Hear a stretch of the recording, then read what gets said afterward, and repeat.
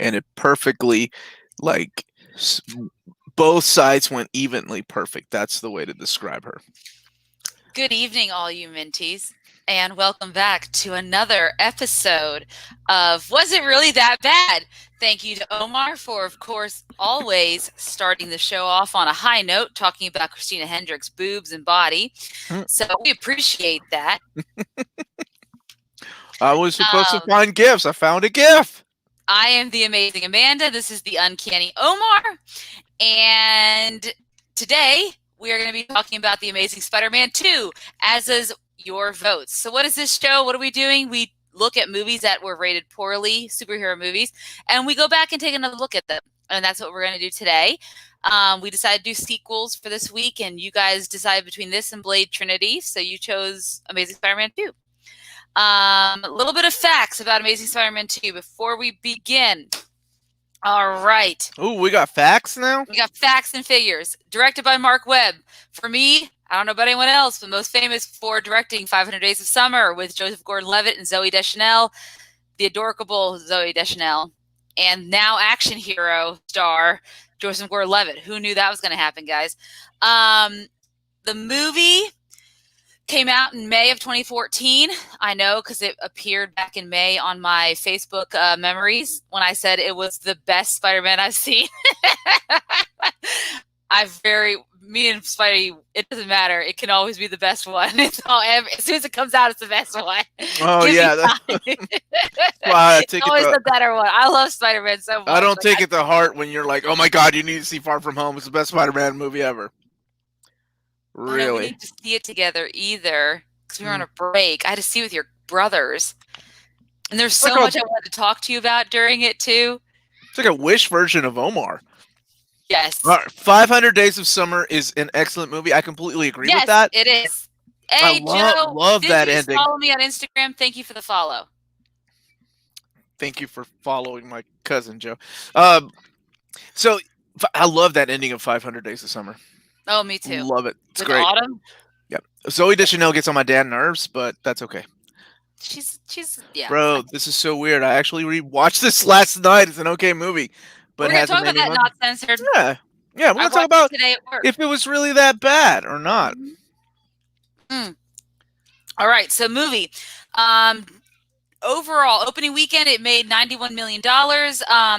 Overall, $202 million domestically, $708 million worldwide.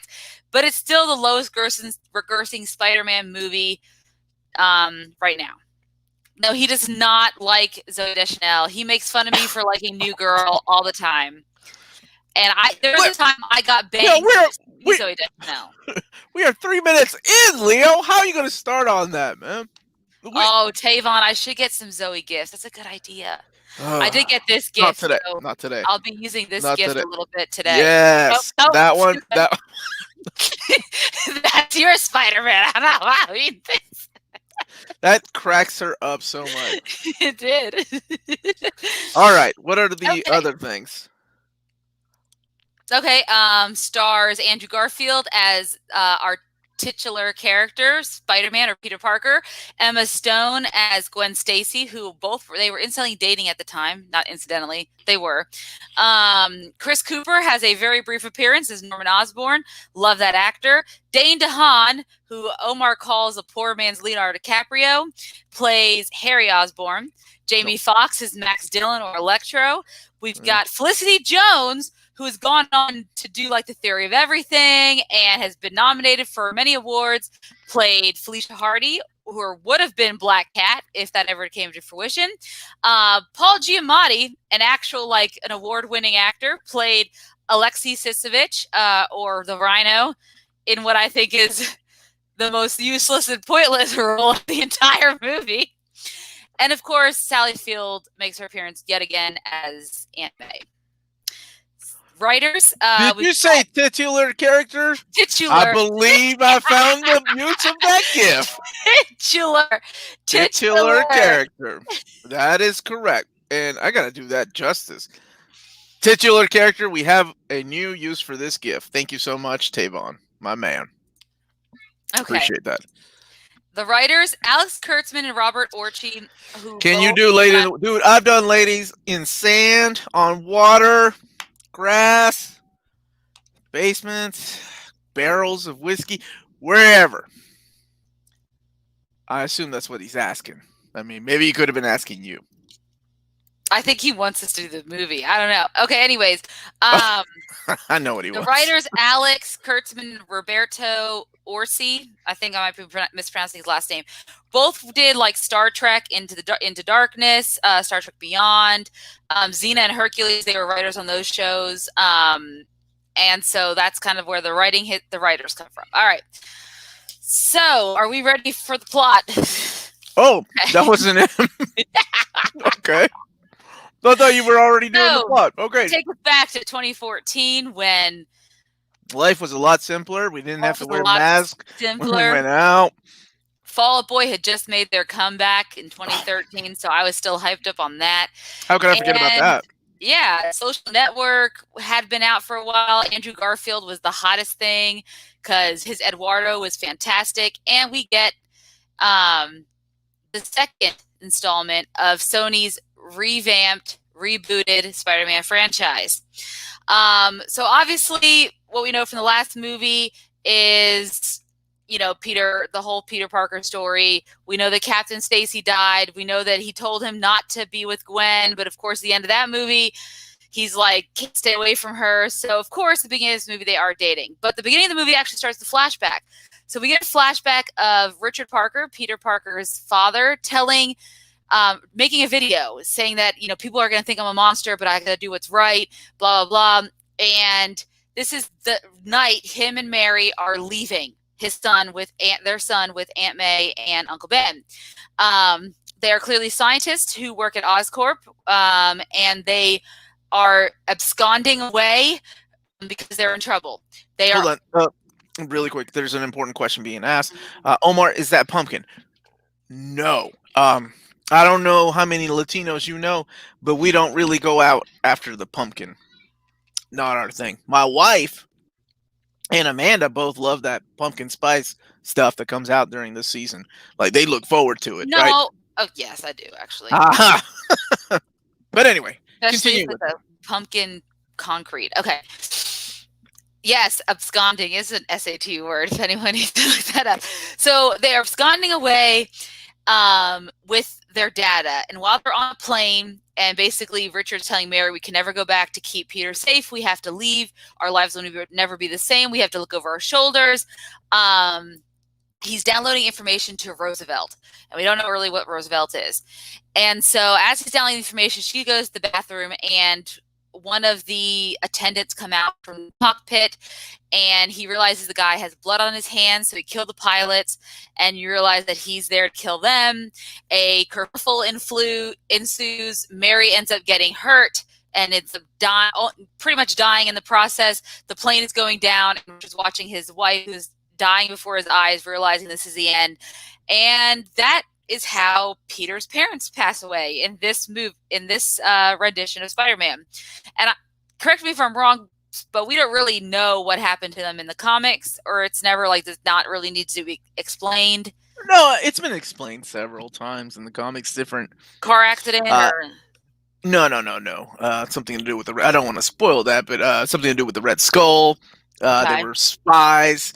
The Ultimate Universe was a little bit different. The 616 was retconned with clones, of course. The Chameleon was involved. So they've done things before, like more so. I think they tied a lot more things from Ultimate Spider-Man about like them working for Oscorp or secret things that they were working on, like the Venom formula. But whatever. Anyway, gotcha. But no, not like this.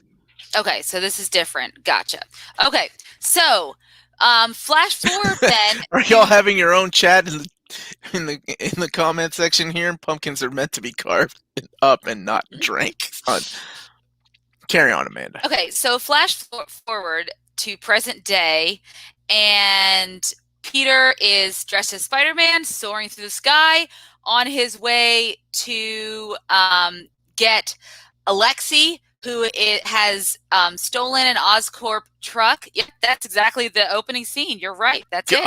Love it. Love that opening scene. I Yes, know we're gonna talk about how bad this movie is, but that opening shot, holy crap! well, like watch how the wind and stuff, like how his suit crinkles and stuff like that. I was Yeah, that's watching a exactly what I'm video talking about about. how it's so realistic, whereas not to like downplay like, the Marvel one or the MCU one, but like it looks more CGI, right? The suit whenever it's Yeah, on versus where this one, it looks like it's homemade. It looks like it was made, which I mean, I guess because Peter Parker's suit was made by Tony Stark, they can get away with it. But anyway, so he's soaring through the sky, and you have Alexi's introduction where he's like, "Say hello to Alexei Zizovich," and I was like, "Okay," just in case we didn't oh, know who he that was. was pretty So good. there he is. There's his introduction. I like that line. Hmm. And of course, Peter is in full Spider-Man mode. He uses his quips. He's like, "Are you a hugger or a shaker?" When he finally gets up to the catches up to the truck.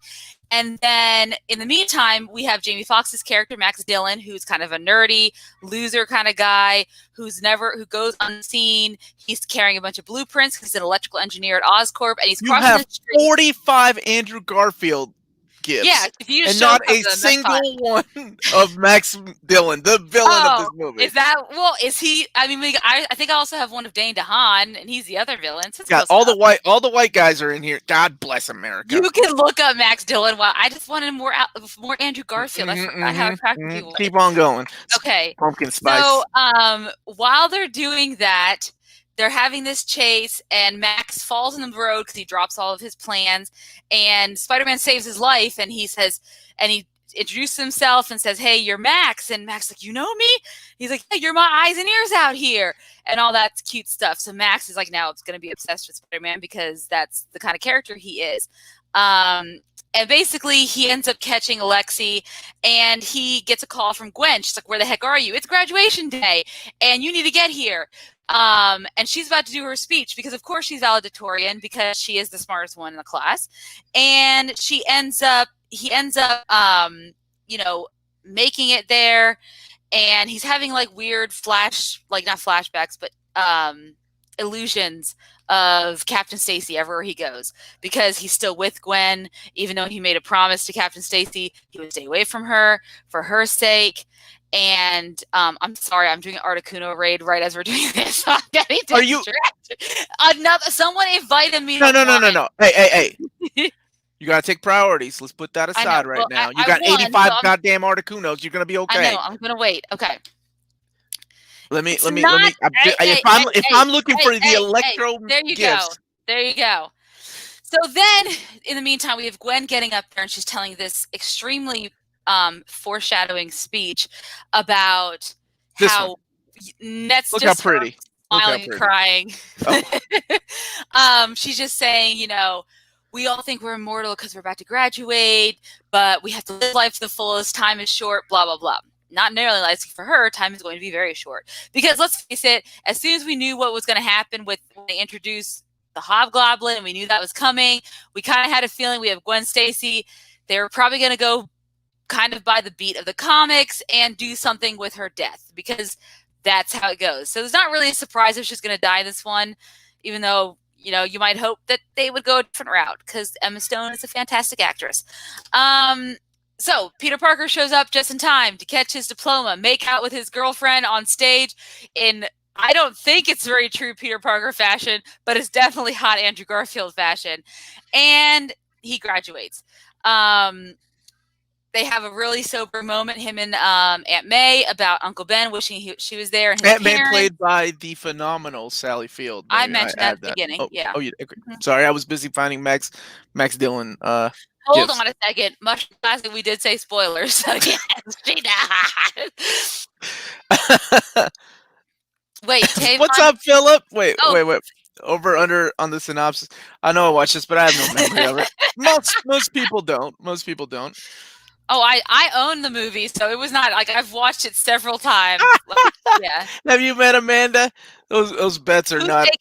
Who's taking bets? There's side bets going. Okay. So what happens after the Sally Field moment?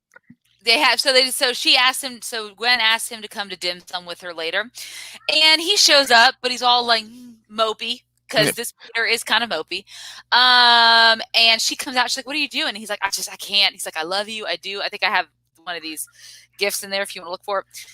But I can't. Everywhere I see his face, not that one. Well, I think that's part of it. But I was thinking, nope, that's another scene. That one? Nope.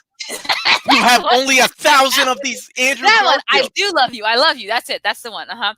And she's like, and then she's just fed up with it. She's like, I can't do this back and forth. It's not healthy. She's like, I break up with you. It's over. I break up with you. And she leaves, and Peter leaves, and now they're going on separate ways. So, of course, Peter dives into being Spider-Man while she's off. It's summertime. She's off doing her thing, right? And there's like this weird montage like of the newscasters and stuff like about this debate of whether or not he's a vigilante, whether or not he's good, bad, whatever the case may be. Meanwhile, we have him also like watching Gwen from afar, doing her daily to-day things.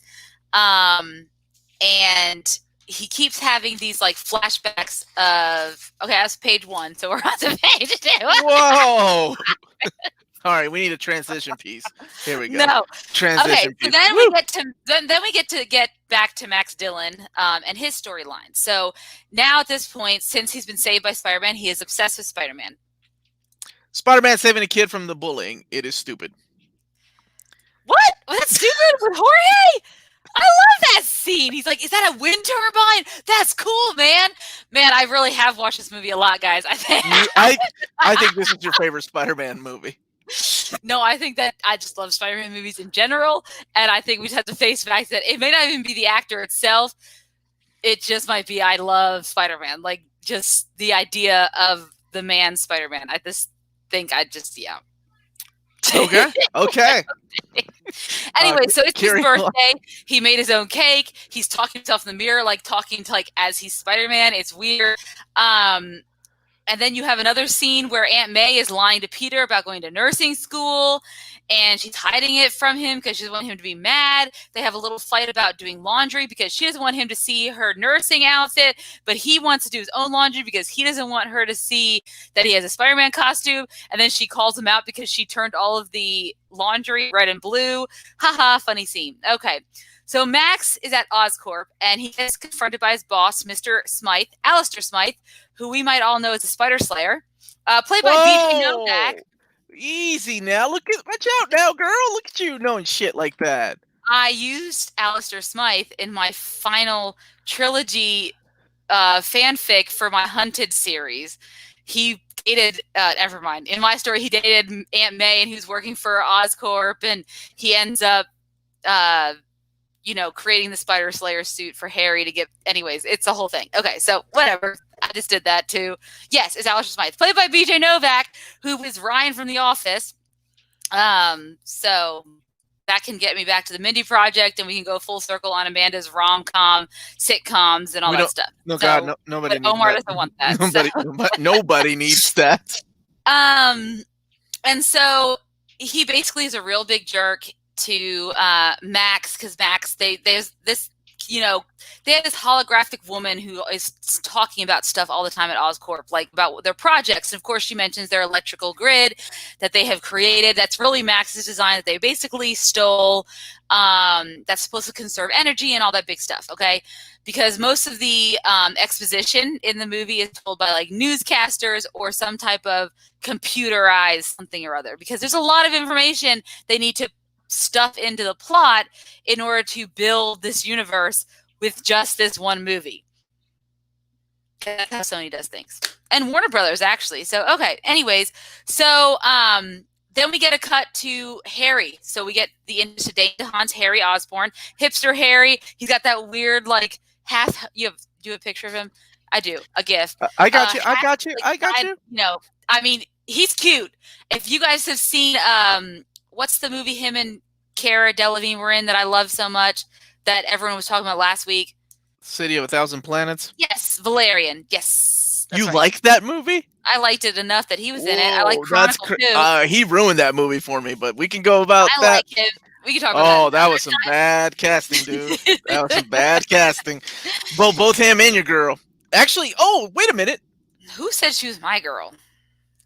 Ah, wait, what? Jack, how'd it go, man? How'd it go with your girl here? No, no, He no, doesn't remember because no I game, think huh? he doesn't remember.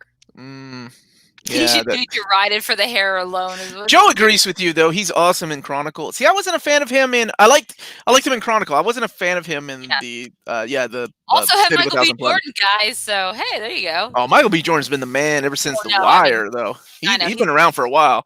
or Fruitvale Station. He's just a great actor. Yep, yep. Like, anyways, okay. So Harry is going. He's back from boarding school, so he's in boarding school for all this time, and he's visiting his father, played by Chris Cooper, phenomenal actor, completely underutilized in this movie. Sorry, I have an itch in my boob. Okay, and he Did you say boot? No, my boobs. He reveals that he's suffering from this disease called retroviral hyperplasia. Thank God I watch everything with subtitles on because I have a child. He calls it the Osborne curse. It's a disease that's apparently genetic. Harry has it, and it starts to manifest itself at this age, at Harry's age, I guess like 17, 18 years old. And so he's warning him about it. He gives him a flash drive. This is all the information I have on how I kept myself alive all these years. So here you go. And then he dies. After he kind of like tells, Harry, I have so much hope for you, and kind of, derails him a little bit. And then we get, it's revealed to us that Harry and Peter were actually friends back in the day, which makes sense because their fathers clearly worked together.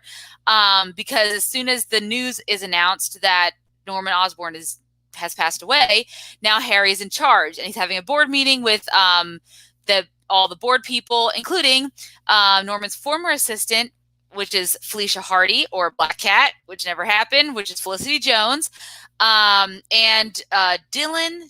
Donald Mencken is the main antagonist for him on board. And basically he's like, you guys work for me. I can't believe you guys, all this stuff has happened. And with the lizard incident with Dr. Connors, you didn't do anything. I'm in charge. We're going to make some changes, right? So in the meantime, Peter has come to pay his condolences, and we get a cute little flashback, or not flashback, but a cute little scene of them visiting with each other. They're walking around, catching up, talking about girls, talking about the models that Harry's with in the French Riviera. And then there's also that we have a gif of this too, where he's asking about girls, where he jumps over the bridge. Do you have that gif, Omar? Yeah. Hold on. That one? Nope. Nope. Okay. Nope, this one right here. So this one. Yeah, he's asking him about what about you? He's like, I don't know. It's complicated. He has a girlfriend. Talking about that. And then they start talking about Spider-Man, and he's telling him how he thinks Spider-Man gives people hope, and that he's not some freak in a costume. And little do they know that Oscorp is watching them and listening in on them. And this also is happening at the same time where Mr. Smythe had told Max, after the passing of Norman Osborn, everyone was leaving for the day, but he told Max he had to stay behind. And Max got in a little accident with the electric eels, and it made him electrical. So there. Oh, you go. Oh, I got you. Yeah, I got you. Okay. I got you, girl. Okay, we still get Electro. Yep, right there. He's like, don't Electro. you know? I'm Electro. Oh, that's later on, but you gotta love these. Yeah. Okay. I'm trying here. Here you go. That'll make you laugh. Every time. And they're talking about the issue with Max and how they're going to cover it up. And they're also talking about how the board and this Wall Street's nervous about Harry taking over the company, and how they have to somehow. Woo! Okay. Catch this Articuno now. It's on. It's fun. Are you? Is this what we're doing right now on the air? Is this what we're doing? Then Peter gets a call from Gwen Stacy saying, "Hey, we need to meet up." And I have this cue. They meet up, and that's a cute scene where you're smiling. Oh, meet cute. No, it's not meet cute. No, there's a. I got you. Hold on. Okay. Huh? Yeah, that one. I They're got you. meeting, they're talking, and she's like, I want to be friends. And he's like, yeah. And they start to have these cute little things. She's like, but you can't do this thing where you look at me with those big brown eyes. Nope, that's later on. Why are you doing that? Yeah, it's not for later on. And she's like, you have these cute little brown eyes. He's like, well, you can't do that thing with your nose. And it's their chemistry is, guys, it's off the charts. I mean, yes, they were dating in real life, but regardless, they have fantastic chemistry. I mean, I think half the movie is just me loving them because of those two.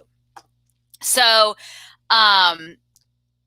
she then tells him right before, at the same time, Max has recovered from his accident, and he kind of goes out. Oh, I caught it, guys. While I was talking about it, that's awesome. That better be the last one. That better be the last one, Amanda. It's only 2 stars. So I'm giving you a warning. That's your second warning. Sorry, guys. Third one. Spider-Man's Pico. I love his Pico, man. That Pico was on point. Not having any money, he is. His Pico game is on point. It probably came from Old Navy. I was about to make that joke.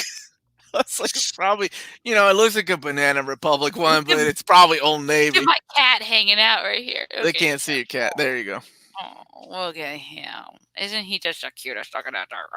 Is this a Spider-Man movie or a rom-com? What an excellent question. Isn't all Spider-Mans a little bit of a Spider-Man movie and a rom-com? I mean, him and Kirsten Dunst, they had a little bit of, Toby and Kirsten. I know. That was, yeah. So anyways, so she finally reveals to him that she has been offered, or she's been asked to interview for this Oxford Scholars Program. She might be going to London. And before he has time to react, the whole commotion at Times Square happens with Electro. He's freaking out. Yeah, he's in Times Square. He has a hoodie. He's freaking out. And the cops are after him. So, of course, Peter has to go deal with it. And he tries to calm him down.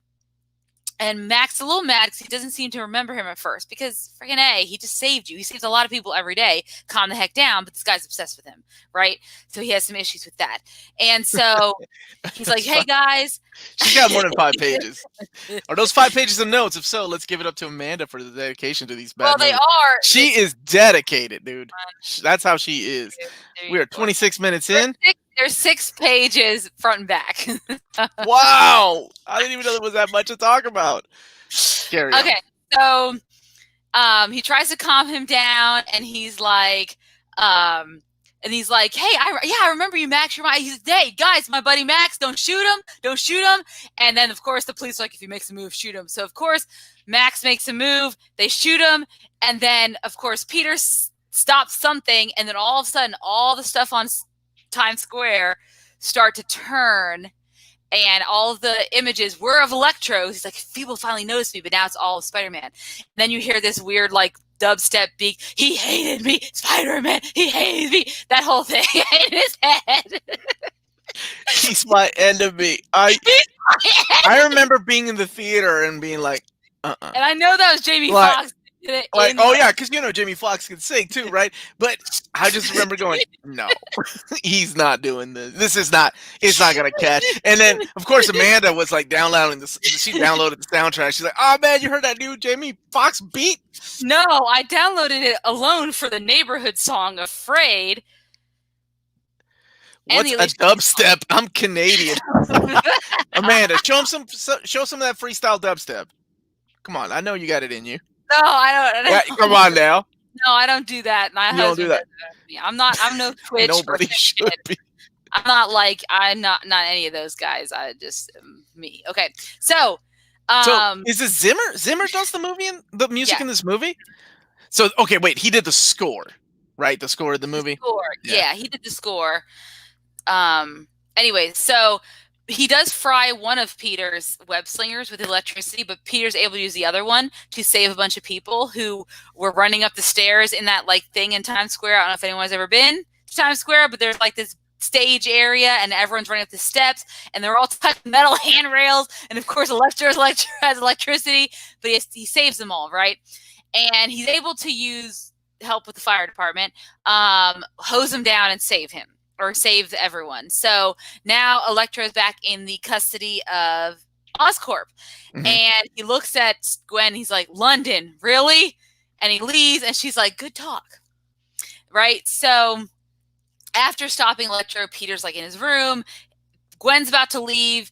He's kind of miserable, and then we get Phil Phillips' song "Gone, Gone, Gone" starts playing, and he realizes he's going to start research about his dad. So he sees his dad's briefcase that he's been looking at. So he starts going through. He does all this research about Roosevelt and the whole 9 yards, and he does this montage of research and does the crazy stuff where he has the yarn that's connecting all the dots, and then right there is Gwen. He's like, "Why can't I have you too?" kind of thing. So he's doing all that. So he's doing research to find out more about his father and his parents' disappearance. Meanwhile, Harry is starting to see signs of this disease, which I don't understand why it just happened so fast for him. Norman was able to live this life up to this point and have a son and everything, but he's deteriorating. And he accidentally stumbles upon some of the research, and there's a little bit of an Easter egg to later on the goblin armor that we're going to see later on. And he learns about the 00 project, which Richard Parker worked on, which is using this spider serum, mixing it with human DNA to create regeneration, all these things. So then there's a little montage of Peter trying to work on fixing his web slingers so the electricity doesn't affect them. And he's watching a YouTube video on basic electricity, even though Peter should be smart enough to think this out. I mean, he is going to own Parker Industries one day. I don't have a gift for that. Yeah, I don't have a gift for that either. Here we go. That's a lot. So then Harry calls him up and says, "Hey, can we meet?" And so Harry reveals Harry reveals information that their fathers were working on this thing. It could be the key to saving his life. He talks about the disease, and he doesn't. What a good question. Like, we should talk about that after we do the review. So hang in there. We're going to get to you all to the chat, and then we'll talk about some news that has happened and what we expect from the Marvel Cinematic Universe and Spider-Man in the future. Take it away, Amanda. You're doing awesome. You're doing awesome. Thanks. Yeah. So, no more raids, so I think I'm good. You think you're good? Can you put your phone up? Well, I trust you. I've been busy trying to find these gifts, by the way. Huh? Oh, wait, honey, I'm doing my show right now. Oh, I can take it from here. So then Spider-Man and Electro fight. No, that's Lyndon. I'm doing my show. Gwen dies. Sad. Andrew Garfield cried. I'll give it to you when you're done, okay? I don't remember if I cried. I don't think I did. And then Spider-Man wins, and he fights the Rhino. And we think he beats the Rhino, and it's all set up for the Secret Six or Sinister Six or whatever they were trying to set it up for. And then Amanda just muted me. So, and Cat and the Kid interruption. Oh man. Wasn't ready for this, but I did find some gifts of the goddess Christina Hendricks. So that should, thumbs up, everybody. Don't forget to hit that like button. I'm so sorry. Oh, there she is. She's back. Yeah, I'm sorry, guys. Okay, so did you see my cat? I'm so sorry. He's there too. Omar's a bully. Me. Okay, so he's asking Peter because he thinks Peter knows Spider-Man because he takes pictures of him, because that is still a thing. Even though we never see J. Jonah Jameson, we know he worked for him and the Daily Bugle doing pictures. And Sally Field gifts. Where are those Sally Field gifts? I don't know. We're out of those. I'm sure we got some sexy old ones from her youth. Okay, so he asked him to talk to Spider-Man. He's like, I don't know. Like, I don't know if I don't know him. Like, it's a long lens, and so he kind of plays it off, right? And Harry's upset because he's like, he needs the blood because he thinks it's going to save his life. Meanwhile, at the same time, while Peter's here at Oscorp, Gwen is there because she works there, work study program, and she's doing research on Max Dillon, and that alerts the security. They go after her, and then we have this funny little meet-cute. They're in the meet-cute. They're in the closet together. She's like, "What are you doing here?" He's like, "What are you doing here?" And they have this whole thing. Then they start to make out, and it's really hot. And then he's like, "Okay, I'm going to distract him." And that's the scene that you want to put that gift. You got the gift. They make out. No, that's funny. Okay, that's from SNL, guys. If anyone has seen that episode, you said they made out. They did, but then he uses his webs and stuff to distract everyone so that she can get into the elevator. Gotcha. Yes, that's the gift. Okay, Thank you. Sorry. Yeah, because that was really cute the way she Messed laughed up. at him because he was like, "Oh, I'm all fingers or I'm all thumbs today," or something stupid like that. It was a little much, but I'm glad you enjoyed it. Yeah. It was a little much. So then after that, we see Max is being held prisoner at Oscorp, and they have some crazy scientist guy, an actor who I don't remember his name off the top of my head, but he's one of those character actors who plays in a lot of stuff. Who was it? The doctor, the scientist who's working on him. And so they're trying to see the levels of energy he creates. Mm-hmm. And he's like, he threatens them, like, you better hope that I don't get out because I'm going to let the world know, how it feels to live in my world. I'm going to get back at Spider-Man. And the guy's like, who are you? He's like, don't you know? I'm Electro. And I was like, wow, that's great. Just gave himself a name. There you go. Electro. Yes. Yeah, Electro. Okay. I've done my job. Then we have Aunt May discovering that Peter's been doing some research on his parents, and she's upset because she's like, I'm the one who's been here this whole time. I'm the one clothing you, feeding you, taking care of you, going to nursing school to pay for your college. And he's like, Aunt May, this is not what this is, okay? He's like, I just want to know the truth about my parents. And then he finds out from Aunt May that Oscorp said that they were stealing research and they were going to use it. They ran off because they wanted to take it for money. And she's like, I didn't believe it at first. Because, why would your dad's so unassuming. I just thought he was a dorky, nerdy guy. And so Peter's kind of left with all these questions in his head, right? Mm-hmm. So then he decides to dress up as Spider-Man and go visit Harry. And basically he's like, look, I can't give you my blood because I don't know what's going to happen. If I give you my blood, it could be something worse. And Harry's like, you're not Hope. You don't give people hope. You're terrible. And of course he leaves. Harry. And yes, so that makes Harry mad. He goes to talk to Gwen about the whole situation. Get Harry. Oh, I gotta find that. Go ahead, okay. Keep going. He gets mad. He gets, he goes to talk to Gwen about everything because he's having a crisis. And, Gwen's like, yeah, something worse could happen. He's not going to just kill him. Something bad could happen. But she's also in the middle of going to her Oxford Scholars interview. So she can't really talk to him right now. I think I have that gift too. Which is right there. This one. Yeah. So he's telling me about it all. Like, hey, I can't talk right now because I'm about to go into my interview. Right. Okay. So in the meantime, Harry discovers this secret, all of Mencken's secrets about his human experiments because Felicia Hardy is like, hey, do you really want to know what's going on? So she tells him. And so he realizes that they have Max and they're doing these human experiments. And because of all this stuff, Mencken thinks he's going to have some kind of a coup and he's going to be able to overthrow Harry, and he kicks Harry out. And Harry's like, no, I'm going to leave of my own accord. So he leaves. But we know he's not going to just leave. So then Peter goes to find Roosevelt Station. It's an abandoned subway station. And this is where that video that we saw right at the beginning of the film that Richard filmed comes full circle. It has been uploaded to this research station that's just hidden in an underground subway station that no longer exists on the maps. And Peter finds out that the reason the spider serum had worked on him is because Richard used his own DNA in the serum, and that's why it would only work for his offspring or whatever the case may be. And then you get to see the whole thing. So Peter now realizes everything that's happening, that what Oscorp really was going to use it for and how scary it was. And so he realizes that Oscorp... Speaking of scary, look how scary Harry is. That dude is creepy. It is. So this is happening at the same time. Harry breaks into the Oscorp secret labs. He frees Electro because he's like, I need you. You're my only hope. And Electro's like, you need me? And then he enters the electricity grid and decomposes himself and recomposes himself and kills that. When he didn't kill the scientist, he puts him in that same contraption he's in right there in that picture. And then he teams up with Harry.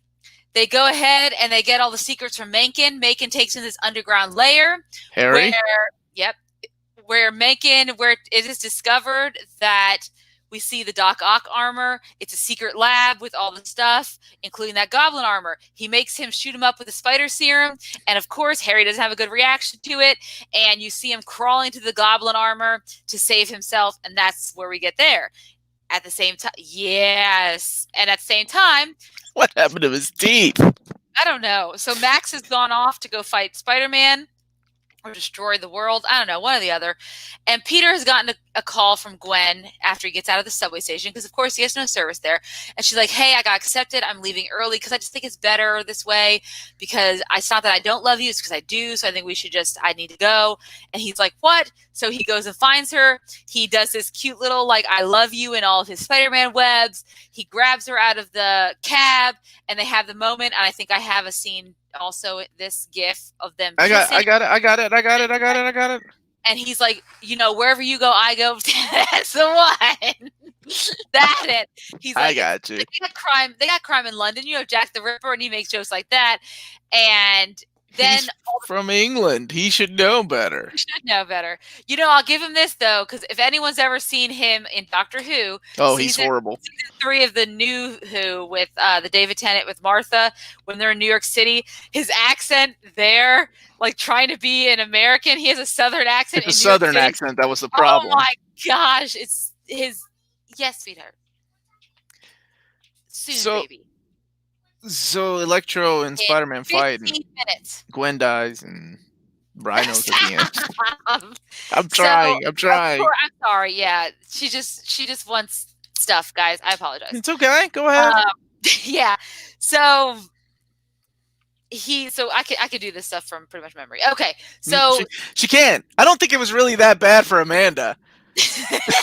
I'm serious. She's going on like I've never Electro has turned off the entire power grid, and of course this shuts down the plane systems, and so we have 2 planes that are about to hit each other basically, and so that's like one thing. Then you have a cut scene to like Aunt May nurse it at the hospital, and all the stuff's down, like we gotta get backup generators, kind of like running around, and Peter and Gwen are trying to figure out how to fix his web shooters when Gwen, because she's smarter than he is, clearly, she's like, why have you tried magnetize them? He's like, no, I've not tried magnetize. She's like, see, this is why you're number 2 at Midtown and I was number 1.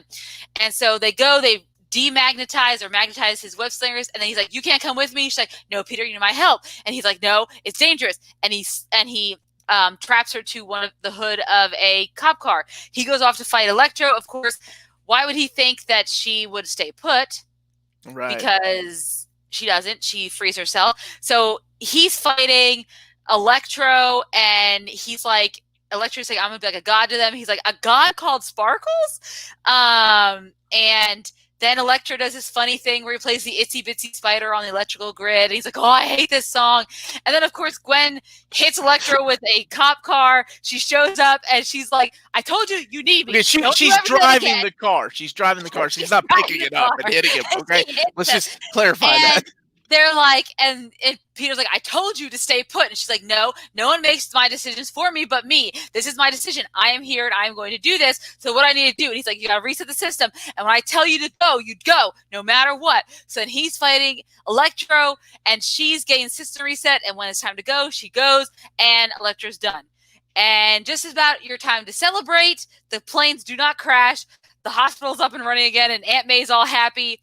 But you don't think it's over because Harry appears as the Green Goblin with the glider and everything. Yep. Harry. And he's in between the 2 of them, and he's looking at Spider-Man, and he turns around and he sees Gwen, and because he's one of the smartest, he's clearly one of the smartest villains in the universe, just like the Vulture, who could figure out Peter was Spider-Man just because of a few hints his daughter kept talking about in the back of the damn car. Peter Spider-Man. Yeah, I got you, Amanda. He's like, Peter Parker? He was like, so you said no to me? And he's mad. He's like, I'm going to take away your hope. And he goes after Gwen. He's like, no, Gwen, run. And of course, Gwen can't run as fast as a glider. He swoops Gwen up. And they she can pick up a car and throw it at Electro. They go through this little, chase scene. And then he drops her. Peter saves her this time. And he's like, stay here. Stay put.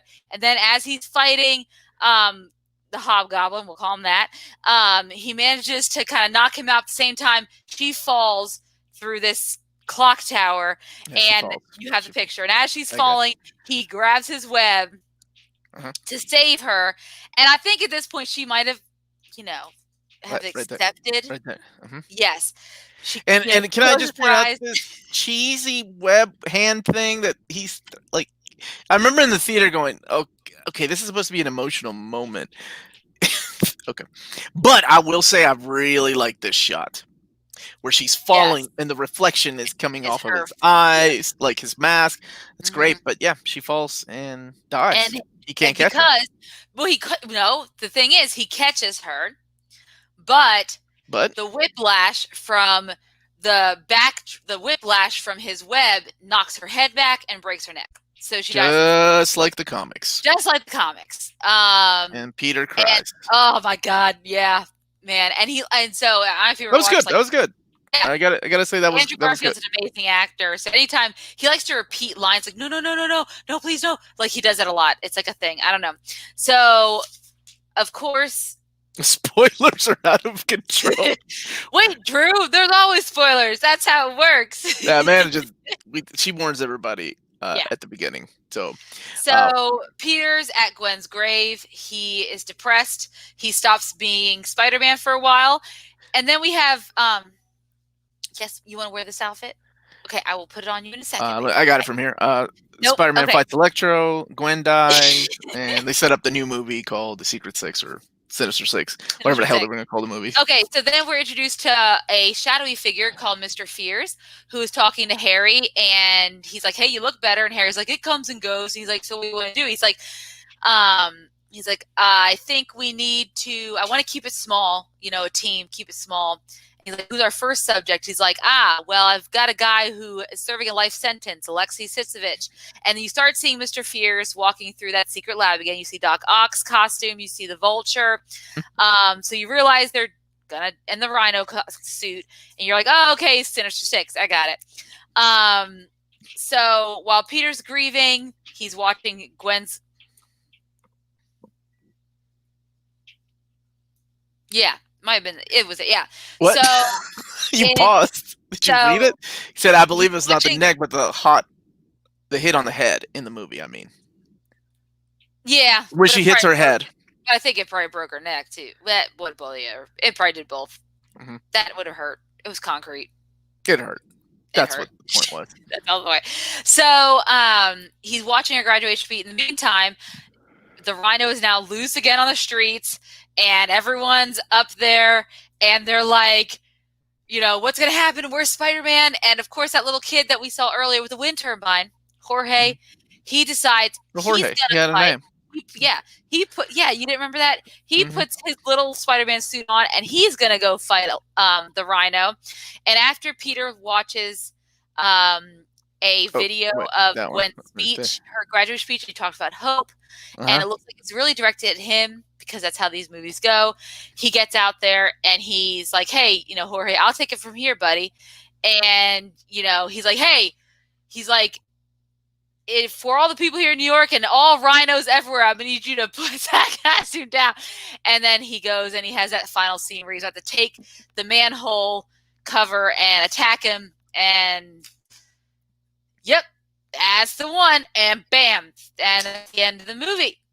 And then they were going to do a Sinister Six movie. And then they were going to do a Black Cat movie. A Black Cat movie. And then they were going to do a Venom movie. Oh, wait, they did the Venom movie. They did the Venom movie. Ladies and gentlemen, we have a new record. It is 47 minutes in. Amanda, we need to celebrate. Let's get. I got you, girl. I got you. Celebrating with. There we go. Yeah, God, I got you. I got you. But let's not forget your wonderful co-host that has to listen to you. So let's celebrate with a little. Yes. Moment of silence. Thank you. Okay. Now. I'm sorry, what were we talking about? Christina Andrews just popped up and I can't remember. That was The Amazing Spider-Man 2. If it sounds like it took me a while to explain the plot, it's because the plot of the movie is very convoluted. They were trying to put a lot of moving pieces into this movie because they decided they were going to create a franchise. Obviously, this is because this came out in 2014. Amazing Spider-Man came out in 2012. And Avengers came out in 2012. So obviously it was clear at this point MCU had already pretty much created a great. Thank you, baby. Oh, that's so sweet. She made you a crown or a cat band. What's wrong? So it's obvious that the MCU had already started. They're well on their way to creating this multifaceted multiverse, and Sony, because they own the rights to Spider-Man and they did not want to give it up because Amy Pascal has some fucking deep love for it.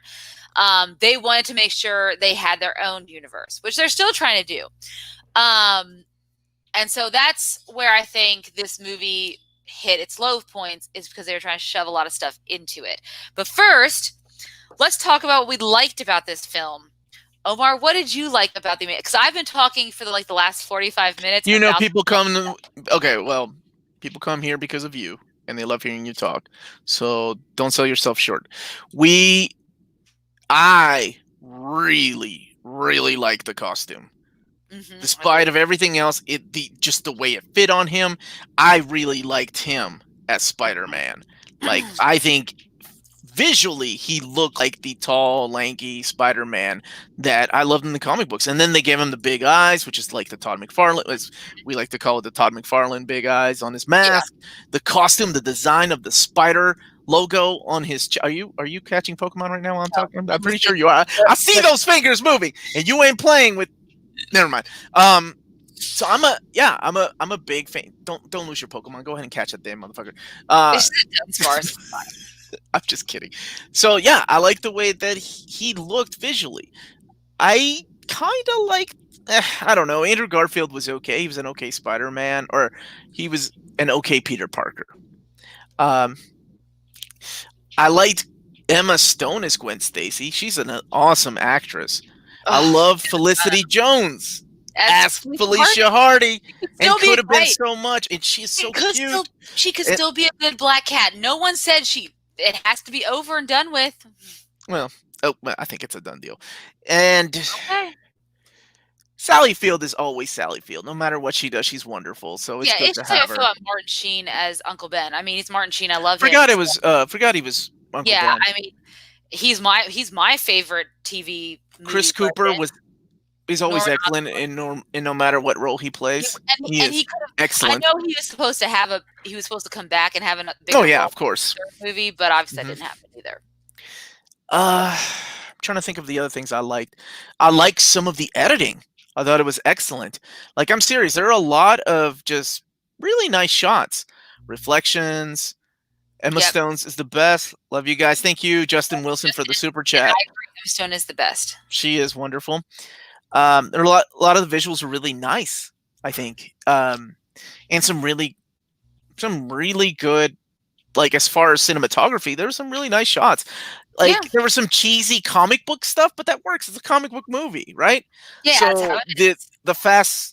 Like, I wish I had it, but it's the shot of Electro shocking everybody in the stairs, and you follow the electricity. Mm-hmm. Oh yeah, we are going to talk about some of the deleted scenes, by the way. Which is Shailene Woodley is the. We're going to talk about the messed up things that happen with this, but that shot of the electricity being followed, and then the panning over to all the people that are going to be electrocuted until Spider-Man saved the day. Thought that was really well done. And then, anytime that he's just flying around the city, it looked, I don't know, it just looked a lot better than Raimi's Spider-Man. And honestly, despite of how people feel about the MCU, I think Amazing Spider-Man 2, the way that, like I said, he was flying around the city, looked better than the Spider-Man Far From Home look. Yeah. Even the costume, you said it earlier, the costume, it looked like real fabric, whereas Spider-Man Far From Home and Homecoming look like he is CG, like he's wearing and now for the Iron Spider suit, I understand, because there's no way you can make that right with the arms, right? Yeah, it's just crazy. But for that, you should. And the crazy thing is, the problem is, like, Tom Holland was wearing a real suit. Every time, every one of his suits were real suits he wore. Oh no, but he was. They go back through it. And in Endgame, he was wearing. In Endgame, he was wearing the suit with the dots. That's because he was doing the Iron Spider still. Oh, but in Homecoming and Far From Home, he's wearing real suits all the time that were designed by costume designers. But then they go over it to make it more seamless with that CGI effect, and that's where we lose a lot of that realism, and that's the problem. And that's not, that's just No, editing yeah, and you're right. But special effects. but that might be about it, really. The things that I did like, I like some of the scenes, and I think Garfield nailed a lot of the things that he had to do in this movie. Uh, so, what about you? What did you like, and then we can talk about the things we did not Sure. like. Um, I love Andrew Garfield and Emma Stone as Gwen and Peter. I Okay. love their chemistry. I love their relationship. If it could have just been all about that if it could have just been a little cute Spider-Man rom-com, I would have been completely satisfied with it. That was my biggest, like, that was for me the biggest draw. I liked Dane DeHaan as Andrew Didn't even. Garfield. I've only seen And this movie twice, and I didn't even notice that, it Jesse. it did, yeah. I was wondering why they kept focusing on the clock, So right? that's issue 121, which is the issue where Gwen Stacy died. Nice. Okay. I didn't even see that Easter egg. Good find, man. But I actually like Dane DeHaan as a weird hipster Harry, and when him and Andrew Garfield, when they're acting together, like, they act like they've been best buds. Like, they really do a good job of, like, acting like best buds who've known each other for a long time but haven't seen each other. Like, and that could be just because I think they're good actors, and maybe that's because they are. But they were really, like, those scenes seemed so, natural to me, and I really enjoyed that. And I liked, the conflicts that he was facing. A lot of them resemble what I would find in a Spider-Man comic, so I was fine with that too. Hmm. And I liked the idea of that mystery of his parents and the connection, because I always think that's really cool. I mean, I write my own fan fictions where there's some Okay. weird connection to the larger universe that Peter's just not, like, by chance. Things aren't just by chance sometimes, and there's that larger connection, right, with his parents and Oscorp, and I like those plot points. So there's a lot I do like. I'm not gonna lie. I'm not mad when I rewatch the movie by any means. I'm not like, God, that's so bad. I'm not by any means thinking like, what a terrible movie. Like other movies we have watched while we watch this, or while we do for this show. There's a lot I do like about it, and I don't know if it's my rose-colored glasses, but there is a lot. But there are things I don't like about it. Okay. What I don't like about it is Sure. Let's go ahead and start talking about that. there is a lot going on. Okay. The fact that they have to use computerized voices, whether it be a newscaster or a YouTube video, or the woman from Oscorp I know that actress who played that weird android, like that weird simulation video model, whatever, who's like describing things and telling stuff. I know it's a real actress. I don't know who she is, but she looks familiar. I just didn't look her up. But it's like she's telling everything so that we understand what's going on, because we have to stuff in, a disease that Harry, who we weren't introduced to in the last film. So now we have to pigeonhole that in there. I wish he was introduced last film. So we're pigeonholing in Harry and Norman instantly. We know that Oscorp exist, but the first and last time we see Norman is in one shot, right? That's the first last time we see Norman Osborn. So we're shoving all that in there. We get Max, and it's a lot of expositionary dialogue to like explain who these people are, in order to get that information out there, like who Max is and what he does for a living. It has to be explained in dialogue. And that's frustrating because you want to show, not tell, right? And then you have friggin' Paul Giamatti. I don't know what kind of paycheck they gave him to literally do the friggin' like 2 segments that he was in. Because, I mean, it's Paul Giamatti, and he's, known for a lot of things, and he's, very famous. So for him to just be in those 2 scenes, man, he must have got quite a paycheck from Sony for that. And, like, just completely, like, I didn't need that extra villain in there, and I get where they were going with it. I mean, the beginning of the movie could have been just a generic villain that he was fighting. It didn't have to be Alexei Sitsevich. It could have been just a bunch of thugs. I think what they were doing is they were just trying to. I know they were trying to set up the world, but it didn't need to be that way, and that's the problem, because they were trying to stuff a lot into it. That was okay. I think you're right, though. I think the introduction of Harry, the same thing that happened with Spider-Man 3, was that there's too much going on into one movie, where Spider-Man works when it's in small. Say what you will about Far From Home, but the reason that it worked is it wasn't really trying to do too much, right? It introduced Mysterio. That's in a it. really good way, and it did a really good job of introducing They could have Mysterio. done 3 characters. They could have introduced Norman and Harry Osborn, just the side characters. They could have introduced Kraven the Hunter, like you and I speculated. But They could have literally, brought all they back did was what's just his name, introduce Scorpion. Yeah, not even a cameo of Mac, not even a cameo of the Vulture. They literally just focus on one character. And that's probably the best idea because that's kind of what you need. Like, what the audience needs as a moviegoer. It's almost too much if you're introducing too many characters. You're not yeah. a team. You're not like the X-Men, right? It's not a group of characters going up against another group of characters. So, uh, I had a huge problem with the dialogue. It Yeah, was the just dialogue. Like not I good. said, he's like, "Don't you know I'm Electro?" Like, yeah, like the dialogue. Jamie Foxx, no, did not work for me. Yeah, I don't know what I anybody else thinks. He did not work as Electro. The dude that you like did not like him as you didn't like. Hobgoblin. No, I not at all. it's Like, just and the really thing is, he could work because he has this. weird way about him, right?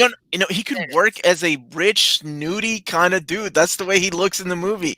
But I think it was just his performance that was a little. I don't know. Okay, I tell you what. I did like his Harry. Hated his Hobgoblin. Like the Hobgoblin was horrible, No, and I his haven't seen. Fury was good. Yeah, I'd say that's accurate. Um, that's yeah. Yeah, I was not a fan Rhino. of. Honestly, I was okay with Rhino. Him, a guy that actually works in a movie visually. It can't be a guy in a suit, right? That's too goofy for this type of movie. So a guy in Yeah, a big like but, armored tank kind but of for thing. Electro, Yeah. it's just that you didn't like Jamie Foxx, or did you not like the design at all of Electro, I or didn't like Jamie Foxx as Electro. I didn't like Jamie because Foxx. unbelievable. Never mind. I'm not gonna say that. Like he's okay. I know people love him. I know they love his performance in Ray, but I always thought he was okay. Uh, I just think he's and okay too. I and mean, I watched that oh, good. Project Power, and I was like, he's just Joseph Gordon-Levitt, fantastic actor. But I was like, it's Jamie Foxx. I feel like he acts the same in every movie except for Ray. So that was and those are the two biggest villains. Like, and on top of that, they edited out Mary Jane Watson, right? Like, so there was more originally to this movie. They were going to introduce another love interest, which was Mary Jane, and who played her? Shailene Woodley from the Divergent series, or Big Little Lies, if you guys are HBO fans and watch that kind of stuff. Mm-hmm. Spectacular Now with and I know that they cut that out. I remember when pictures of her character were revealed as Mary Jane Watson, and the toxic fan base that you hear of when people talk about Harry Potter or Star Wars or whatever, right? It's like they stood up and were like, "Nope, that chick is not a supermodel." Like they were just going off on the way that she looked, and she's a really pretty girl. But I mean, this is Spider-Man fans, and I don't know if they bullied the production company or what happened, but all I know is like within a month after those leaks of pictures that were out, like her character was cut. They destroyed that girl, and like that was fucked up. Yeah, Mark Webb, I mean, the official statement from Mark Webb is that they cut her because they realized that there was a lot going on already, and to focus more on Peter and Gwen's relationship. I guess to give it a proper end without introducing another love interest. So which, as an official word goes, that makes a lot of sense. Honestly, I couldn't see, with all the crap that's already in the movie, I couldn't see how they could add MJ on top of all that. Yeah. Well, I mean, the official word has to sound nicer than the fans were upset that she didn't look like a supermodel. Yeah, a bunch of guys behind their computers did not like the way she looked. Whatever. Yeah. So they must really dislike Zendaya. She's gorgeous, so I guess it doesn't really matter. I don't think I've heard that. I just remember, man, I felt so bad for this girl. Like, that's so fucked up. Like, you're just gonna go and talk about this girl, and this poor girl has to live with all these things that she's reading. Fine. Sometimes you think I think she's fine too. No, I mean, I think she's still. Oh, okay, that's what you. I'm sorry, that's what you meant. I mean, she didn't. Yeah, she's fine. She's moved on. I think she's moved on to better projects. Toxic fans is what made me walk away from Star Wars. I hate toxic fans. They're everywhere. They're everywhere, man. It's like You got your own in the You Harry Potter universe. you can't get away with them. We got plenty Yeah. of them in the comic book universe. It's just they're everywhere, and you just gotta live with it. But sometimes, my goodness, they Yeah. take over. Um, the plot Ooh, was so much, but oversized. Thank you for the super chat. Peter and Gwen story. People were liked Electro, Hot Goblin, and Rhino. People didn't like. So it was a good Peter story, but fails. You're right, and the I Spider-Man movie. 100% agree with you because that's the aspects I liked. If it was just Peter and Gwen, and that would have been fine. But again, Mark Webb knows how to do a romantic, comedy, romantic, like dramedy movie because obviously 500 Days of Summer is fantastic. So it doesn't surprise me that that part of the movie worked so well, whereas the action set, part of it didn't seem to work as well, which is the Spider-Man part, that's the whole movie is Spider-Man movie. I was despite of how I feel about Zoe Deschanel, sorry to all her fans. That movie was awesome in the way that it was shot, and when I heard that he got picked up to do the Spider-Man movie, dude, I was like perfect because that movie, 500 Days of Summer, if you haven't seen it, is shot like a comic book in the way that the panels are divided. Like it's so good. Somebody see Zendaya as an MJ is a choice. I want to see what they do with her. And then Hayden is saying Zendaya got worse backlash to the point Stanley. I don't remember that really, but I think she did. I believe you. Obviously, she's a woman of color, and that was the whole thing. But it's Zendaya. I mean, she girl just won an Emmy, beat out all those old ladies. Okay, I say old, but they're in their 40s, and they're not that old. Hey! But she's up on the 40-year-olds. I mean, you love Euphoria. I mean, it's definitely it's too depressing for me. It's hard to watch, and it makes me not want my especially child if you have kids, right? If you have a daughter, I never want my daughter to grow up in this world because I don't want her to do half the stuff they do on Euphoria. That's scary as crap. Well, okay, wait. We'll go back to that. I was that age. Holy crap! I still write fan fiction at that age. Amanda, that's because they're all living in Hollywood, and half of it is just made. Although, no, never mind. All right, let's focus on this. Oh God, I'm so old with the internet. I'm like, it's the internet. It's the internet. Okay. So old. With that being said, everybody that has seen this, what would you all rate this movie out of 10? Amanda, and then we'll answer the question, was it really that bad? Amanda, you big Spider-Man fan. You put on your Facebook post years ago when this movie came out, this is the best Spider-Man movie ever. I did, guys. I did. So, what would you give this out of 10? I would give it a 7 out of 10. Wow. Okay. 7 out of 10. For me, this gets a 5 out of 10. It was literally, I fell asleep in the movie theater. I love going to the movie theaters. I never fall asleep. I fell asleep in the movie theater. So this is when I rewatched it, it's really the first time I've watched it. So let us know in the comments below if you're not watching this live, but if you're live, let us see what you got. We got some 6s from Tavon, 4. Okay, Tavon lied. A 5, 8, though. There's more. 4.995, 7 out of 10, 1.5 out of 10. I'd say 6 out of 10. 9 out of 10. Shame they couldn't bring Andrew Garfield in Cap 3. Was Andrew Garfield supposed to be in Cap? Oh, Civil War. Sorry. Yes, I think that's they're talking about. Yeah. Omar, dude, it's what we do. She calls me out all the time. Yeah. She's trying to give away my books that I got over here. 5, 3 out of 10. The second worst comic book movie. Meh out of 10. Don't even bother. Ted's like, I don't even bother. 5.5 out of 10. 7.5 out of 10. Dennis said, am I the only one who gives it a 7 out of 10? No, I gave it a 7 out of 10 too, Dennis. Yep. So Amanda liked it, and we'll answer that. Solid 4, y'all. 4/10. 3 points are for Emma Stone. I'd give it a better than Captain Roberto. You must not like Captain Marvel. Just guessing from all these messages we get. I like it. So 7 out of 10. Christopher Barker gave it a 7 out of 10 too. 11 out of 10 for my boy. Emma Stone is fantastic. I don't doubt. I would not fault you for that. My brother Joe gives it a 6. That boy Steve, it was that bad. 2 out of 10. 7 out of 10. I love it. Lionheart, 4.3. Am I the only one? Nope. Amanda and Christopher, 7. 5. I haven't seen it yet, but I'll rate it a classic 10 out of 10. Rating. Jesse said that. Did you know? Oh, sorry. Did you know that Feige was consulted on this movie, and he told them to remove the parent spy stuff, and they told him to kick rocks. Interesting. I mean, for plot, I just want to know what the point of that was.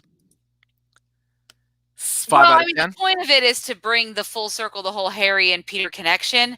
I understand why they left it in, but they should have left. It's a lot of foreshadowing for nothing, though.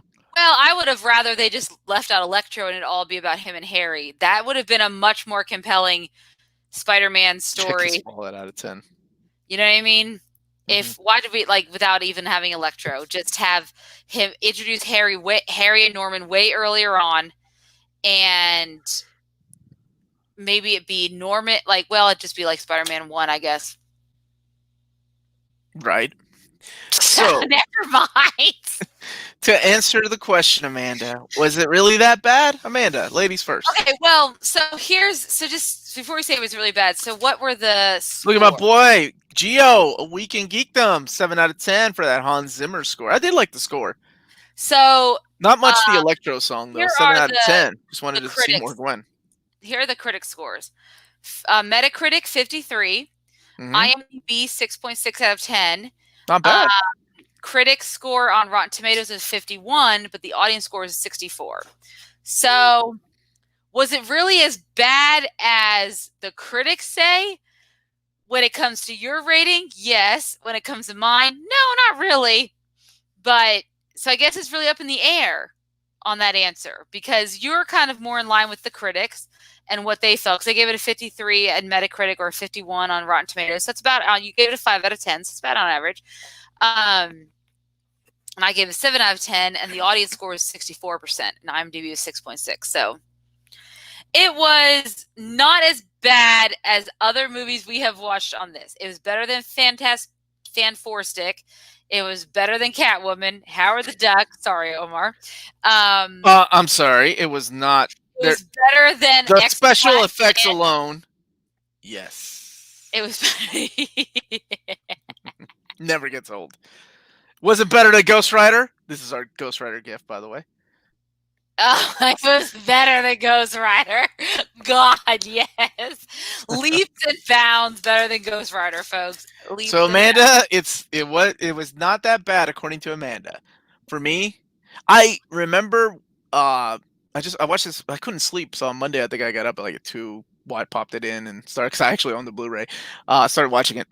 I was really digging the first 10 minutes. I'm like, okay, he's fighting the Rhino. I love the costume, love the special effects. It was really that bad. I did not like this movie. It was okay at best. Really forgettable, sadly. So there you have it. Stan like I am, and then it's not forgettable.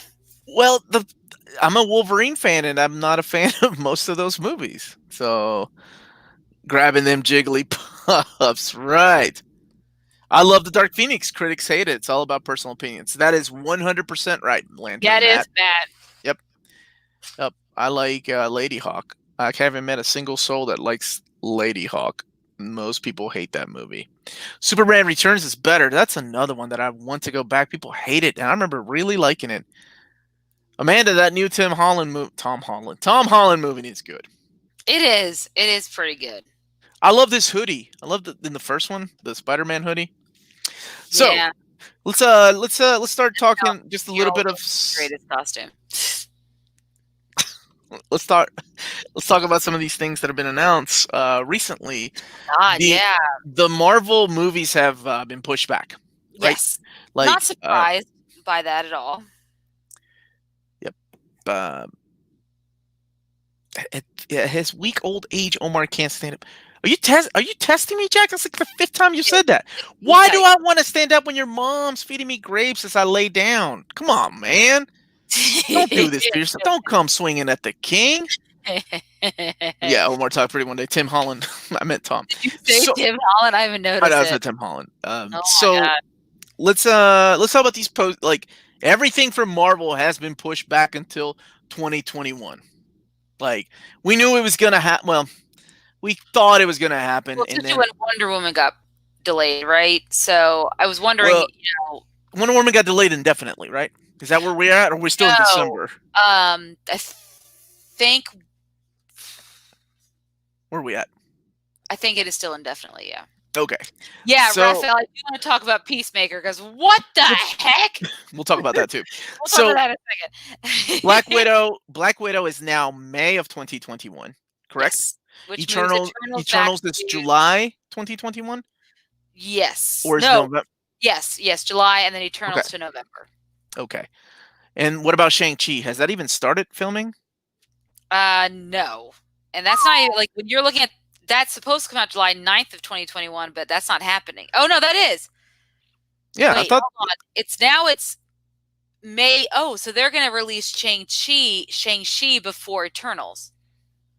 So Black I've seen the cast of Eternals. I ain't so seen jack Black shit of Shang-Chi. Well, I've seen them start to film the Eternals, but I haven't seen anything about Shang-Chi. But Black Widow's is now May of 2020. Shang-Chi is July of 2021. Eternals won't then come out until November 2021. I wonder why, because Shang-Chi was not supposed to come out till before Eternals, so I'm wondering why they're going to hold to that. I don't know. So my question is, but we still get WandaVision. Wait. This fall, so I'm excited about that. Hold on. And that trailer looks phenomenal. Go ahead. The only comic book movie we got this year was New Mutants. Mm-hmm. And it will. I mean, yeah, it will. That 2020 is the year New Mutants came out, and it is the only comic book movie, right? Because the other ones got pushed back. Yeah, Wonder Woman included, right? Yeah. Mm-hmm. Wow. And now, I mean, and the sad thing is, because I was watching something else regarding, the theaters, and Tenet this past week only made like 4.6 million, right? Wait. I'm sorry. We didn't review it because we forgot about it. You're right. We did go see it though. Amanda and I did go see it. It did come out. Mm-hmm. It was a movie. Yep. 2020 we got Birds of Prey, Bloodshot. We forgot about. Oh my goodness. Did anyone else remember Bloodshot? I forgot about Bloodshot. Oh man, yeah. Oh, was that a comic? See, I wouldn't know because I didn't know. That's a Valiant comic book, and it was Vin Diesel. Yeah, it was a Vin Diesel. I wouldn't know that. So and I completely forgot about Harley Quinn and the Emancipation. That's on you. Well, but we're gonna point fingers now. Because that was okay. That was January, February. Yeah, it was. You and I went to go see it, and I remember we're like, let's not review it because I don't think I have anything nice to say. Yeah.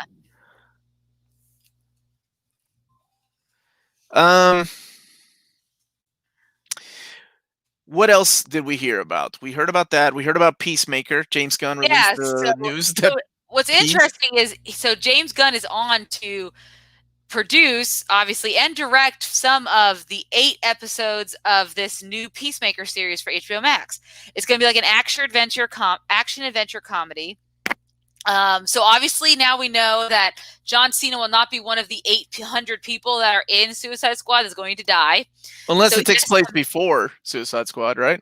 Could. Which they could do that. They could do that. But, I mean, man, Warner Brothers, when Disney's like, buy James Gunn, Warner Brothers scooped the crap out of him. They're like, we're going to use you to our fullest. We're going to make you make this movie. We're going to make you make a TV show, which is going to be great. And, I mean, with HBO stuff, James Gunn will definitely get a lot of more creative freedom too. We know how HBO shows go, and now it's on HBO Max. So I'm excited. What the fuck is Steve Peacemaker? Yes, he's a character. He's a character from the Suicide Squad.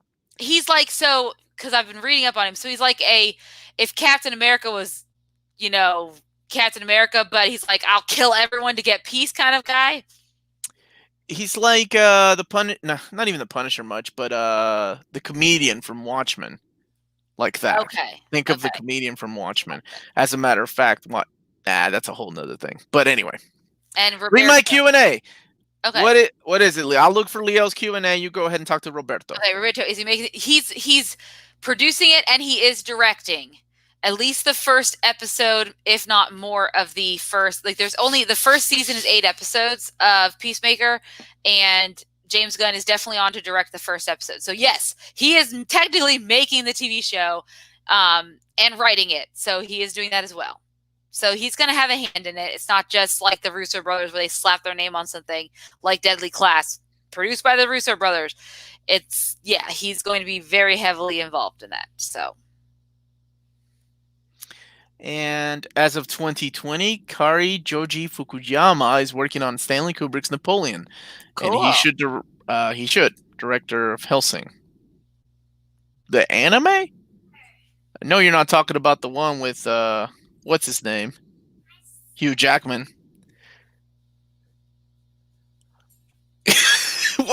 What are you Omar, trust me, you can't go bar to bar with me. I'll rap circles. Okay. Cool, man. I don't doubt that Omar's not a rapper. I don't think I've rapped. Maybe when I'm drunk. Jesse said, "Is Gunn still doing Guardians?" As far as we all know, he's still on to direct. He's still coming back for the third one, whenever that's going to take place. We don't know yet. It's just right now things are a little crazy. And then you wanted to talk about something too when you messaged me. You said, "Let's talk about that on Wednesday." What was that? Why would you do that? Oh, because you put me on the spot earlier. Was it WandaVision? Sure, WandaVision and the Dark Crystal being canceled. Yeah. After winning an Emmy. That's pretty crazy. And I keep thinking, like, yes, its production value is probably way up there, but sorry guys, it got really dark in my bedroom. At least your kid's there. Yeah, that could also be kind of creepy, depending, and she starts doing some weird stuff. So let's just bust out that Peruvian pandemic flute band. How do you know about the Peruvian flute bands, man? That's cool. All right, go ahead. Sorry. No, I was saying, I mean, that's the problem with Netflix, right? They suck at killing, or they're really good at killing shows. They're operating at a loss as it is. They have to be. There's no way but they're popular. Their name's out there, so they're still bringing in a good amount of income. But I think they give things a try. The problem is if they had any intentions of not keeping Dark Crystal, they should have just made sure that when the writers created it, that they gave us a more definitive ending that didn't hint at there's going to be more to this, because that's where it left us, and I was hoping for more. So it's very sad that we're not getting more of that. They lost me with Anne with an E. When they canceled Anne with an E after season 3, I was pissed. You texted me and I said no, I refuse to believe it, and then they did. Yes, it's crazy, and I know it's Anne with an E and nobody gives a shit, but I mean they've canceled a lot of good shows, and they keep going with shows that had a really good first season, and then they became subpar because they had a good first season. Stranger Things is a prime example of that. I will stand that season 1 was solid. Season 2 and 3, not even okay. Like, just whatever. But it seems like they did that. I don't even know what is the deal with this? What is the deal with Daredevil? Has Disney stepped in and said? I know they let Jeff Loeb go, which sucks because he was the showrunner for Daredevil and all those shows. But as far as we know, there's no movement on it. I mean, Charlie Cox, if there was something happening, he's not saying anything, but I'm sure he can't. Yeah. I mean, I wouldn't even, at this point, they have so many cogs running with their TV shows they have going on, Falcon Winter Soldier, WandaVision, Loki, and then we get, all the Marvel movies that we know are coming out. If we saw Daredevil, it'll be a minute until You can't be starting that, girl. You must start yawning too. Omar, how do you have so vast knowledge across so many genres? Great memory, bro. Awesome content. I have Wikipedia at my fingertips. No, I'm kidding. I don't know. I don't remember important things. So I make room in my head for the crap that doesn't matter, that could win me at Jeopardy or Geek Jeopardy. I kick ass at trivia nights, though. When we go out, we take over, man. Someone was asking about, there is no official release date on Loki or right now. Because someone was asking about that. Oh, yeah. Martin's asking when is Loki coming out. The only one we know of is WandaVision, right? WandaVision comes out. Yeah, and that trailer looks great. I mean, I love it. It looks amazing. But like, just for right now, with everything pushed back, like even the Spider-Man's been pushed back to December. So, wow, Tom Holland's going to get a Christmas movie. That should be interesting. December of 2022 or 21? 21. It was close. Because I think but he's filming, because he's filming. What's it called now? Starts with a D. Uncharted. Uncharted did not start with a D. I was Does thinking not, of Departed. like, at all. I was Does thinking of not. Departed, which is Thor: Love and Thunder then is February 11th, 2022. Doctor Strange: The Multiverse of Madness is March of 2022. Black Panther 2, which I'm sure we'll have to go through some major rewrites, is in May of 2022. And then, of course, Captain Marvel is July of 2022. So, and then a bunch of untitled Marvel movies. So, does Omar know about? See, this is what I don't know though. Things like this. This is where Amanda comes in. Does Omar know about Agents of S.H.I.E.L.D. final season coming to Netflix? Amanda doesn't know about Agents of S.H.I.E.L.D. either. Okay, Amanda, this is where you get on Wikipedia. This is where you need to step up. Come on, just like someone asked about Gotham. Your kid is stealing the show. She is back here like trying to drop bows on you back there, trying to knock you out. It's just Omar. Where's Alicia? You want to see Alicia? I'll tell her to FaceTime you. Okay? Or you FaceTime her. Take your mama's phone and FaceTime her. Take a break from Pokemon. Alicia's probably up there doing the same thing. The movie's over. That's why she's up here. Oh, that's why. Alicia's probably in bed like you should be.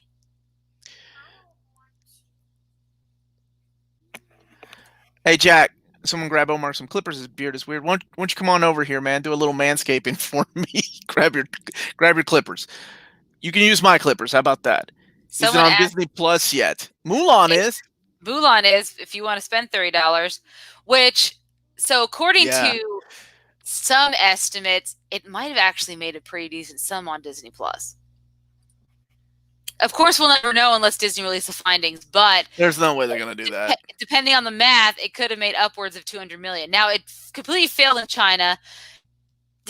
Even Lyndon agrees with me. Completely failed in China. Yeah, okay. She's like, yeah, see? She knows what I'm talking about. I think as of now, since it's been out, it's only made $40 million for Chinese box office, and usually it drops off heavily, 60% or more after the second week.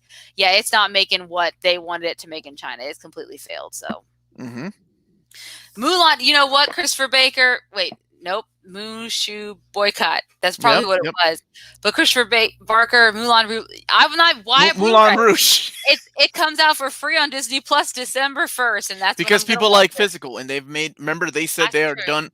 They are done with physical movies unless it's their animated movies and I guess the Marvel movies or things like that. But as far as anything else Disney's doing, they're not going to release any physical releases. That's pretty sad, actually. That is pretty sad. $30 to watch Mulan without Mushu, guys. Without Eddie Murphy. Release the Eddie Murphy cut. Yeah. So I take it didn't go well with Car. See, that's what I was talking about. Now that's the question, right? Next year, if we're still under the same thing. Remember, I made that joke back in March, Amanda. I said we're gonna be watching fucking Black Widow from your couch, and you said, "Nah." Wait. I know, but Raphael, is that Homelander fighting Superman? That is an awesome. I like that. That's awesome. Freaking Homelander, man. I don't know if anyone's watching The Boys, but between Homelander and Stormfront, oh my gosh. Oh, I love that show. I need to catch up and see season 2. Jack actually had something funny, or not funny, but something important. Damn it. Justice League this October. Okay, they are going to be doing some news. They are going to be doing some news. They are shooting new scenes for the Justice League. Basically, it's like a new movie. I mean, let's face it. It's a new movie, guys. To me, a Snyder cut would have been if they had the film and it just needs to be recut. At this point, they're just shooting a damn new movie because they just appease fans. I don't know.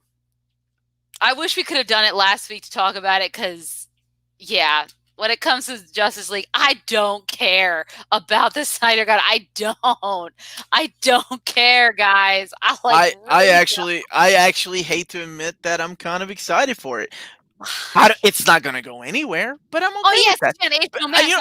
Because you can't deny, but you can't deny the fact that this is unprecedented. Never in the history of cinema has a studio listened to its fan base and release a cut of the like never happened. Yeah, I know. Yeah, So that's this true. is so I mean it is something to get excited about. Now does that mean a bunch of dorks have control over what movies get My God, released I and direct? hope not. Right? Are we going to get a Mulan Eddie Murphy cut? No, I mean, Probably I know not, in some but cases, not it's a every time is it a good idea. yeah. So I'm okay with this. I think it's a really cool thing. I actually hate the fact that I'm kind of excited I for know, it. but what makes me mad is they're gonna say that but they're like the Uber fans like it's gonna be better. It's probably not gonna be better, guys. It's still not gonna be a better movie. At the end of the day, the movie already came in with certain flaws that, yes, even with Joss Whedon's, dialogue and everything did not help, but it already had certain flaws. I mean, if you didn't care for Man of Steel, I don't know how you're gonna care for the Justice League either. I just don't understand. I guess that's my point. But sure, I'm interested to see what they do with it. I'm interested to see what this mythological Snyder Cut's going to look like. So there you go. There you have it. That's how I feel. That's how she feels, everybody. Omar, Chris Claremont interview was epic. Got to do more of those interviews. He wants to come back. Like he emailed me apologizing for leaving. I don't know if y'all stayed to the end, but my man literally had to get up and go. And he emailed me and said, "I'm so sorry. Nature won this time, and it sucks getting older." And I said, "You never have to apologize, sir. You just go on and go." He wants to come back in December when his new books are out. So it's always fun talking to him because it's literally like, I don't know if you all ever watch Kevin Smith. When you ask Kevin Smith a question, he takes an hour to answer it. So whenever he has a Q&A, he has this huge line of people, right? Like 30 people, but it never gets to the like 15th person. It always cuts off at like the 5th person. You ask him a question and Chris Claremont just starts thinking, "Oh yeah, I remember back then when it was this I love his time." And stories. oh yeah, and he's so well spoken. Oh man, the man is a gentleman and just I can't wait to have him back on. It was my pleasure. Thank you so much for the kind words, though. Aquaman follows the original Snyder's Justice League, not the Joss Whedon. Interesting. So, see, this things like that I want to see. Like, if they were actually going to do world building, we'll see. Carl, where did you meet Chris? Just out of curiosity, especially in 2020. Yeah, in 2020. But is this before COVID? This is funny. This is really funny. Where's it at? What does Chris Claremont think of Dawn of X? Funny enough, he said he hasn't read anything. However, the more we talked to him, the more it seemed like he had read some things. And I was like, Chris, sounds like to me you've been reading some X-Men you're not admitting to. So it was a lot of fun. What's up, Anakin Skywalker? But I was wondering if y'all could do all the Watchmen book videos. You talking about the before Watchmen books and then the Doomsday Clock? Because man, that's some of those are pretty rough. You were struggling to keep up with the chat. The interview was amazing. It was great to see how he thinks. Thank you so much, man. It was a lot of fun. And there were a lot of questions popping in. I think at one point the chat realized, oh man, he's still talking about that question someone asked like 20 minutes ago. Yes, he So is. they start slowing down with the questions, just start listening. So it worked out well, man. I love him. I love having him on. He's a good dude, and I'm gonna ask a couple of other creators to see if they're gonna join me. I know Ed Fisker has we talked a little bit, and we want to do something next year right around Free Comic Book Day. He's the guy that wrote X-Men Grand Design. We are both X-Men geeks, so it's literally, we talked about it. We're just gonna be chilling and talking about our favorite X titles, and then talking about Grand Design and the things that were left out. So I'm excited for that, man.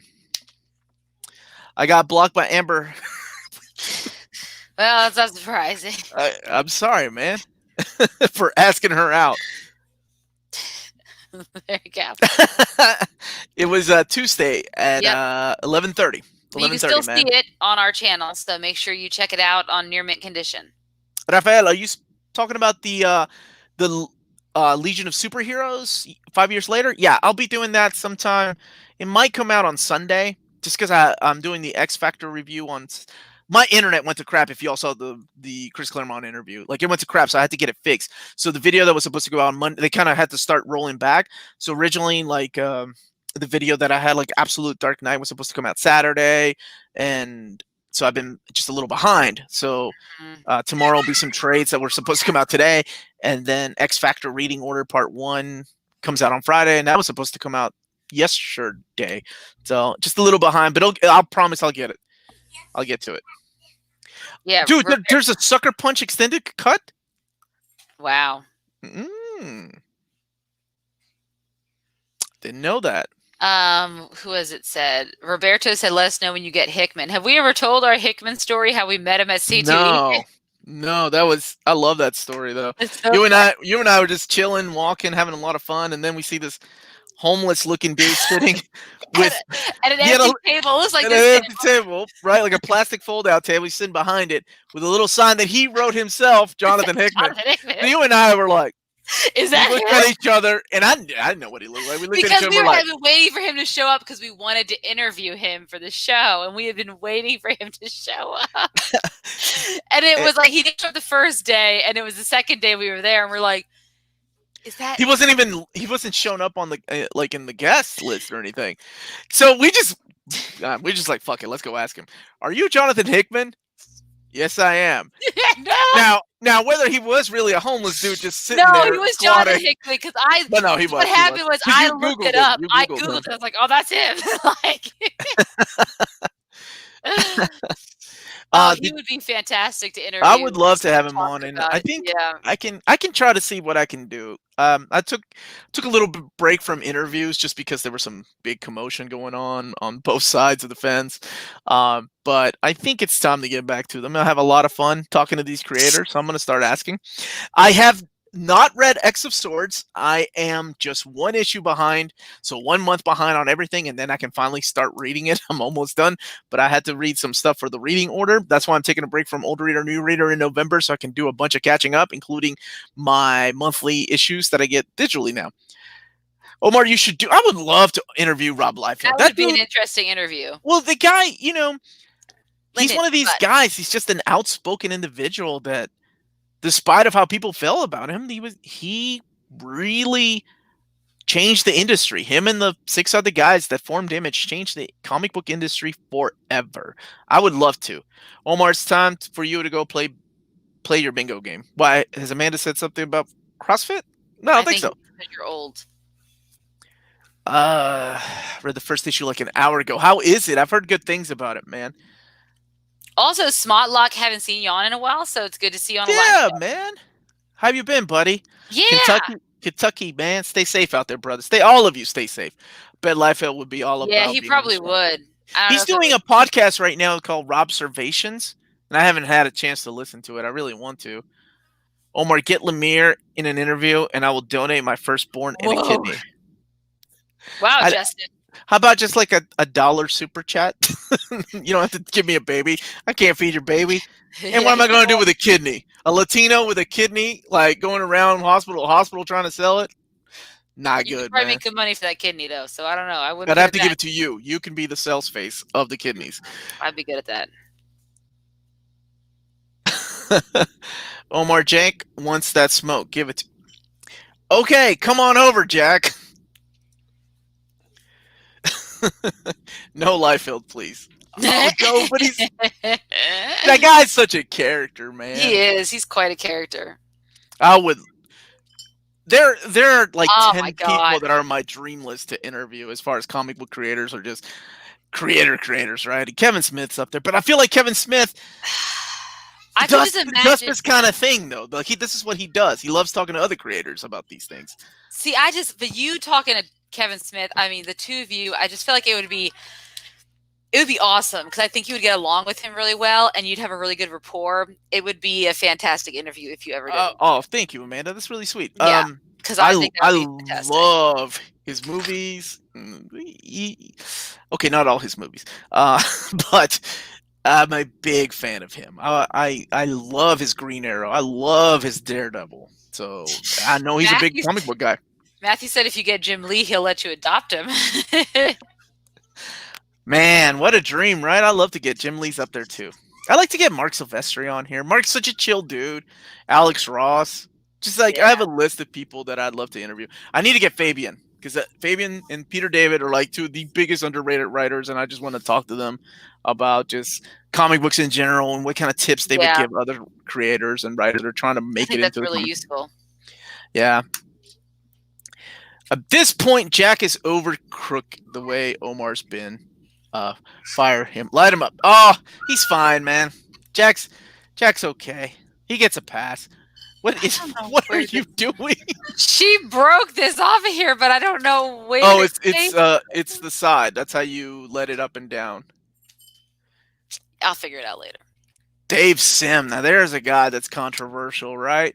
Like, yeah, gets a lot of hate recently, but I was a big Cerebus fan for a long time. Matt, dude, I haven't read it yet. See, I need to catch up. I hope they put it in the Peter David Hulk Omnis. I hope they do too. I'm thinking the Peter David Hulk Omnibus Volume 1 and 2 sold well enough that we're gonna get more. I would be willing. Who offered me their child? I'd be willing to Uh, put their child up. was it Matthew? No, it wasn't Matthew. Oh, it was someone else. So Leo's been asking what we're going to do for next week on Was It Really That Bad? Oh yeah. What would you guys like to see before we wrap up? What kind of movie do you all want to see?